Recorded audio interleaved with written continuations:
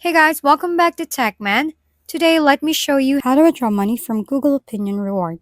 Earning money in Google Opinion Reward feels great until you realize there is no withdraw button anywhere. That's because it actually works automatically. Once I hit around $2 in earnings, Google sends the payment straight to PayPal.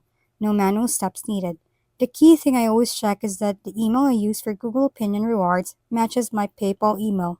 If they're the same, the money just shows up without me doing anything. If they're different, though, I had to accept the first payment manually within PayPal and link the correct email. After that, everything runs out on autopilot. From there, it's just a normal PayPal. You can transfer the money to your bank or use it however you want.